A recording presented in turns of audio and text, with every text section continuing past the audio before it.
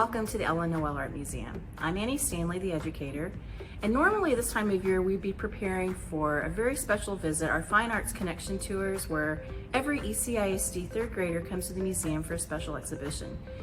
This year, due to our unique circumstances, we're trying to develop a little bit different delivery for people that will be coming both in person and virtually online. We hope you enjoy our tour.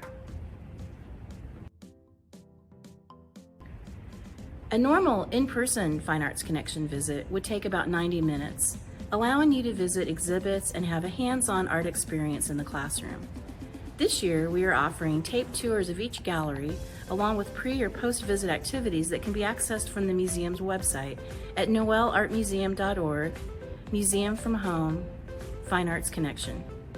We will also have a limited number of art kits available at our front desk for children who are able to visit in person with their grown-up.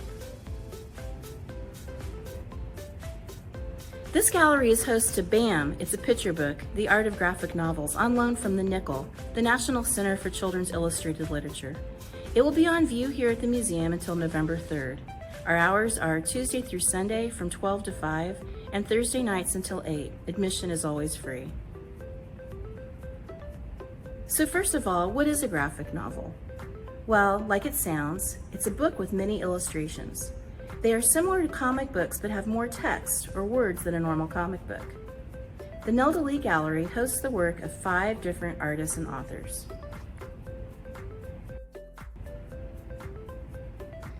As you enter through the door and go to your left, you will first see the work of Jarrett Krasaska. Jarrett is most known for his graphic novel character Lynch Lady, which is being developed for a feature film. He's also developed a fun drawing program on YouTube called Draw Every Day with JJK. While they're live, today is Monday the 16th and it's 2 p.m. if you're on the East Coast. If it's earlier in the day, then clearly I am from the future. And so here I have my piece of paper and I have a pencil. And the very first thing I do is I just draw a shape. Every character starts off by just a couple of shapes. And when I'm drawing the Lunch Lady character, the first thing I do is I draw an upside down teardrop. The very first thing I drew. Next step is I draw a regular ended teardrop.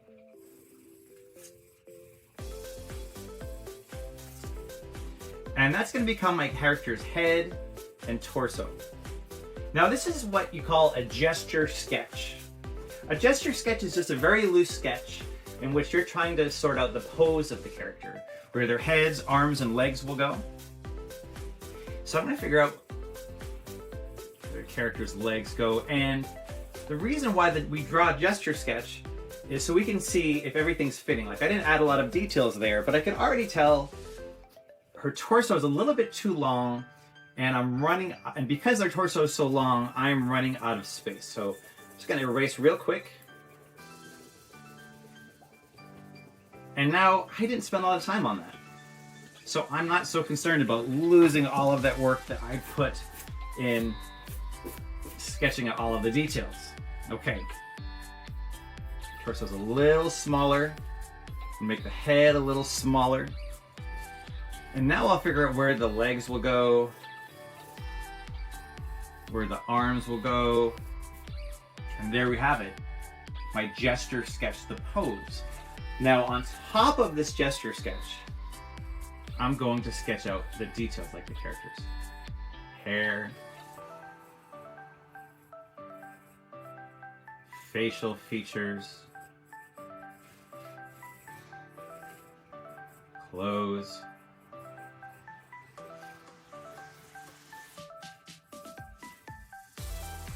Now when I'm happy with my sketch, I'll take out my ink.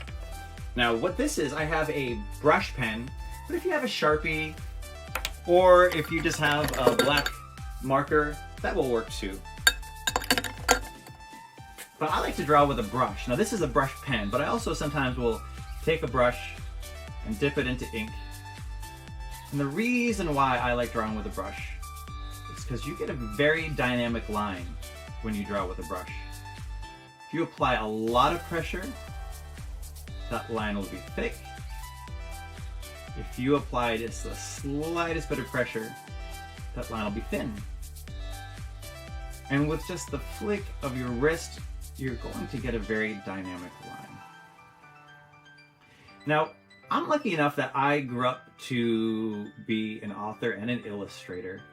But, you know, all that time I spent drawing as a kid, the fact that this is what I do for my job, that's like nice and all, but really what drawing for me as a kid brought to me was just joy. I just always have loved to draw.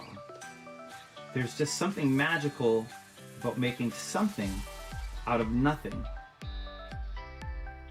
And no matter how I felt, if I was feeling frustrated or scared or angry or sad, any of those emotions, drawing, putting marks on a paper, has always made me happy. Even now as an adult, you know, being that this is my job, I do need to remember sometimes to say, hey, just draw. Just grab a blank piece of paper and make something out of nothing. And it looks like this ink brush, this brush pen is running out of ink. But you know what? That's giving me some pretty neat lines there too.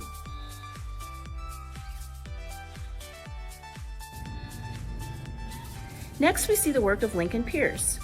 One of Pierce's well-known characters is Big Nate. The Big Nate comic strip appears daily in over 300 newspapers, as well as in many novels and comic strip compilations. Pierce was influenced by Charles Schulz, the creator of the comic strip Peanuts.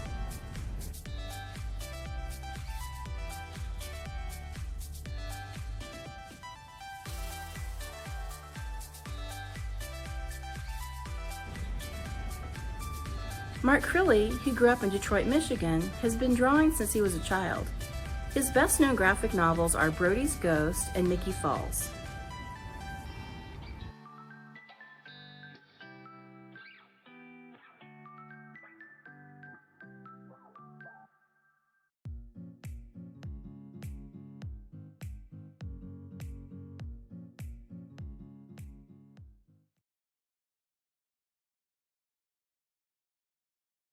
Hey there everybody, it's Mark Crilly. I'm back with another How to Draw video. Today I'm going to be doing the first of time-lapse, but I thought I would at least try to start by giving you a sense of how I ease my way into the process.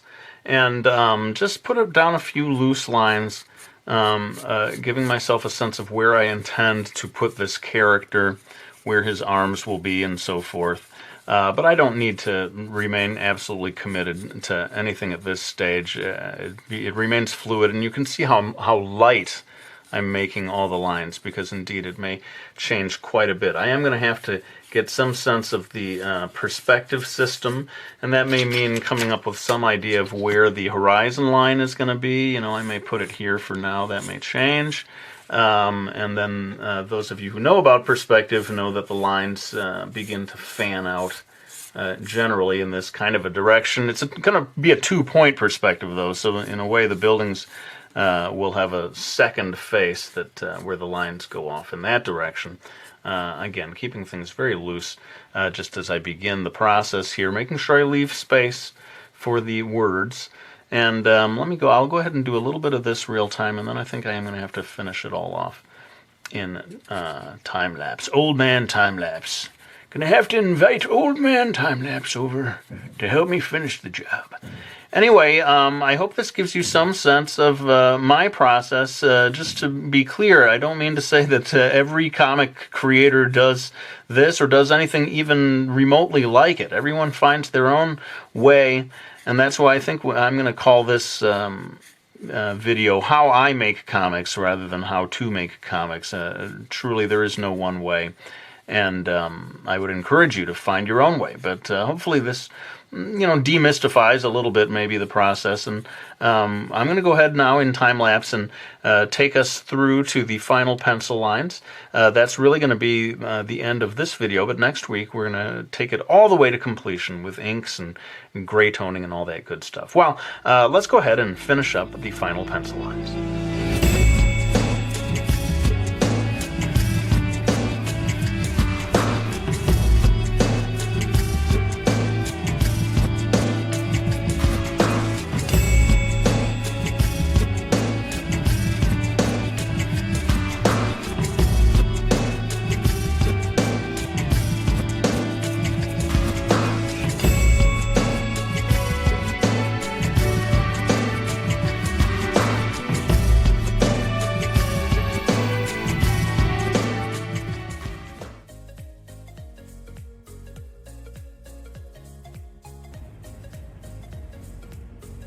Holm grew up reading the comic books of his older siblings and later drew editorial cartoons for his college newspaper.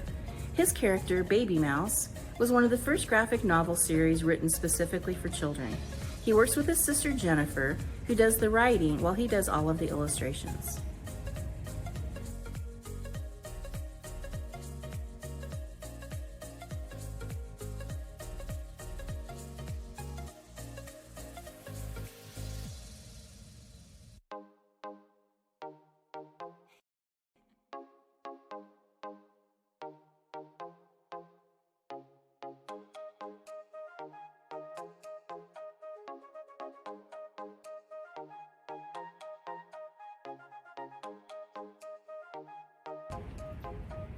Raina Telgemeier's work Smile was a graphic novel based on her childhood in San Francisco. It became a #1 New York Times bestseller and won an Eisner Award for the best publication for teens.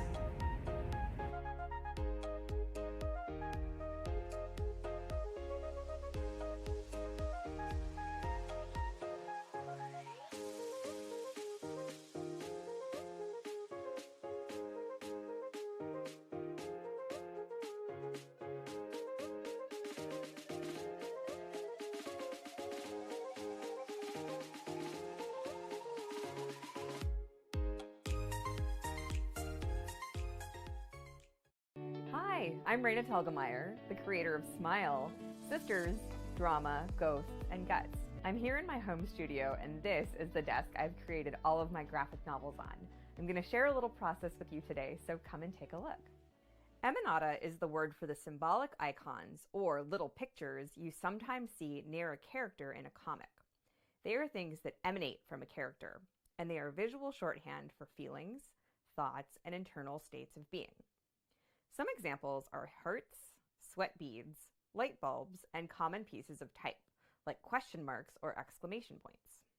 When a character is surprised, you may see an exaggerated expression on their face. Emanata pushes this further. We can draw shock lines near their head to heighten the feeling of surprise. Some of the visual shorthand I use in my comics is inspired by manga. The language of Emanata is well developed in Japan, so you'll see things like giant sweat beads to indicate embarrassment or shame, or little sparkles to indicate pride, contentedness, or just feeling stylish and fancy.